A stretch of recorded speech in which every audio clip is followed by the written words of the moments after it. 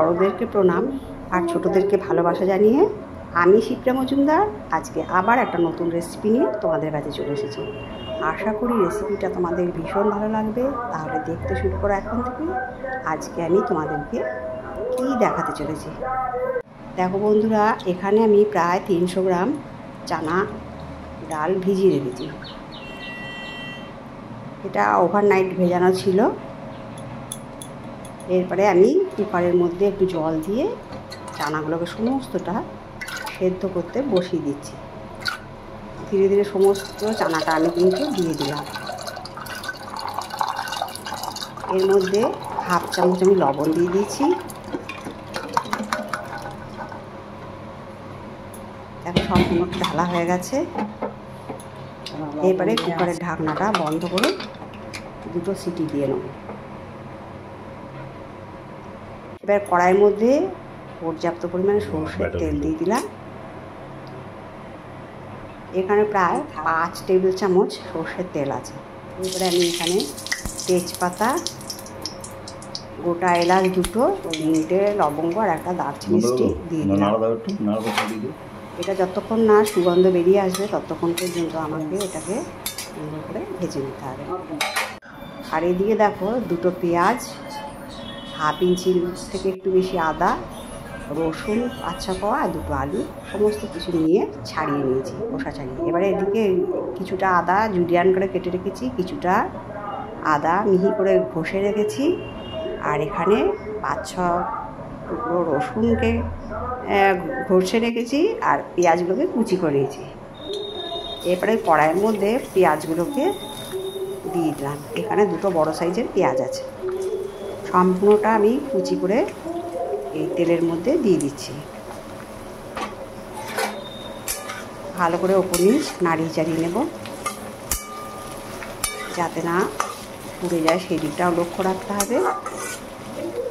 অল্প একটু নাড়াচাড়া করে নেওয়ার পরে আমি এর মধ্যে দিয়ে দিচ্ছি 1 চামচ লবণ, হাফ চামচ হলুদ।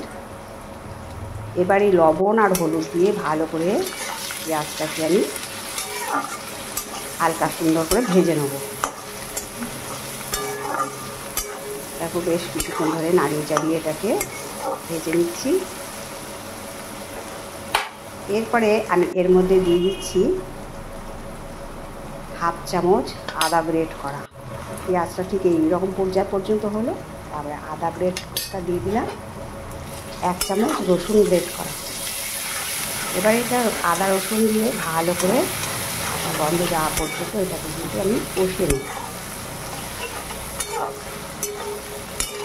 সুন্দর করে লাল লাল করে ভেজে নেব।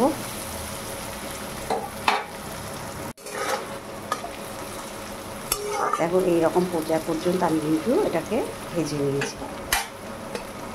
তারপরে আমি এর মধ্যে দিয়ে দিচ্ছি ছোট্ট ছোট করে কেটে রাখা 2টো আলু।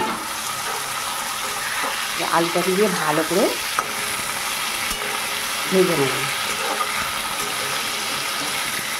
বেশ অনেকক্ষণ সেদ্ধ করে দিতে হবে যাতে আলুটা ভালো মতন সেদ্ধ হয়ে যায়। আজকে আমি তোমাদেরকে চানা মশলা তৈরি করে দেখাবো। বেশ কিছুক্ষণ এবার ঢাকনা দিয়ে রাখলাম। দেখো চানাটা খুব সুন্দর সেদ্ধ হয়ে গেছে। তোমাদেরকে দেখিয়ে দিচ্ছি। এরকম পর্যায় পর্যন্ত চানাটাকে সেদ্ধ করে নিতে হবে। বেশ কিছুক্ষণ ঢাকনা চাপা দিয়ে রাখার পরে আলুটা বেশ অনেকটাই সেদ্ধ হয়ে গেছে। এটা শুধু শুধু কড়া করে রাখলে পরে নিতে পারবো, আলু দিয়ে কোনোদিন এরকম পর্যায় পর্যন্ত আমাকে ভেজে নিতে হবে। তারপরে এর মধ্যে দিয়ে দিলাম হাফ চামচ জিরের গুঁড়ো, ছোটো চামচের 1 চামচ কাশ্মীরি লাল লঙ্কার গুঁড়ো, আর দিলাম চানা মশলা। এখানে আমি হাফ প্যাকেটের একটু বেশি চানা মশলা দিয়ে দিলাম। এবার এই মশলা দিয়ে ভালো করে ওপর নিচ নেড়ে চেড়ে আর ওটাকে ভালো করে কষিয়ে নেব।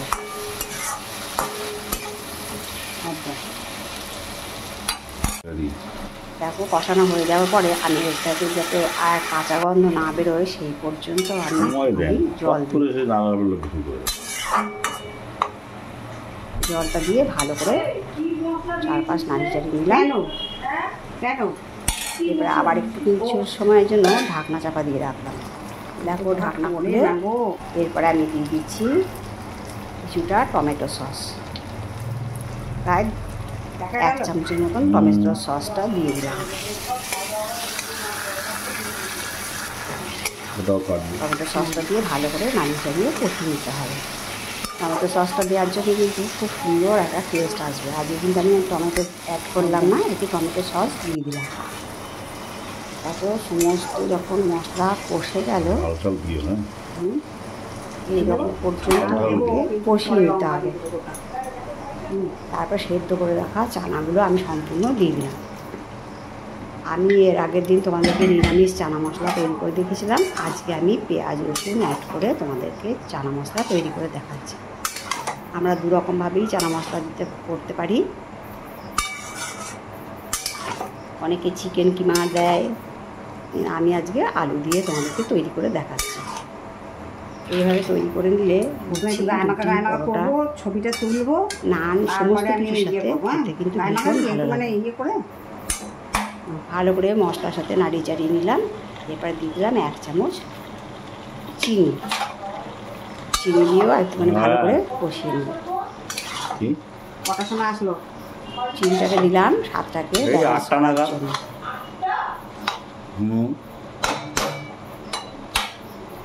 এরপরে দেখো অনেকটা যখন কষে গেছে,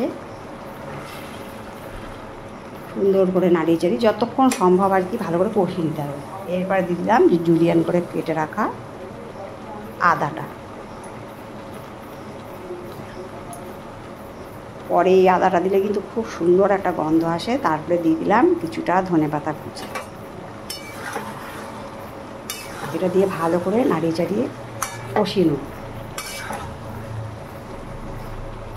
জুলিয়ান করে আদাটা দিয়েছি, এটাতে কিন্তু খুব সুন্দর একটা গন্ধ হবে।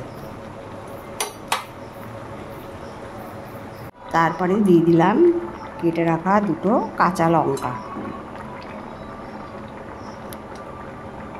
3টে কাঁচা লঙ্কা দিলাম। তারপরে আবার নাড়িয়ে চাড়িয়ে একটু জল দিয়ে দিয়েছি, সুন্দর করে ফুটিয়ে নিলাম। দেখো বন্ধুরা কত সুন্দর কালারটা এসছে, আর এটা যেমন সুন্দর খেতে তেমন সুন্দর গন্ধ। আজকে এখন রান্নাটা আপাতত অফ করে দিলাম, 5 মিনিট রেস্টে রেখে দিয়েছিলাম। আশা করি তোমাদের আজকের চানা মশলা রেসিপিটা ভালো লেগেছে। যদি ভালো লাগে লাইক শেয়ার কমেন্ট আর সাবস্ক্রাইব করে আমার চ্যানেলের পাশে থাকার জন্য অনুরোধ করলাম। আর যদি কোনো নতুন বন্ধু এসে থাকো অবশ্যই বেল বাটনটা অন করে দিও, তাহলে সমস্ত নোটিফিকেশান তোমাদের কাছে পৌঁছে যাবে। আর তোমাদের সুন্দর সুন্দর কমেন্টসের মাধ্যমে জানিও আজকের রেসিপিটা তোমাদের কেমন লাগলো। দেখো 5 মিনিট রেখে দেওয়ার পরে আমি এটাকে সার্ভ করে দিচ্ছি। ইচ্ছা করলে আমরা এরকম গা মাখা করেও রাখতে পারি। না সরব বন্ধ দাও। দেখো কত সুন্দর দেখতে হয়েছে। সম্পূর্ণটা আমি সার্ভ করে নিয়েছি বাটির মধ্যে।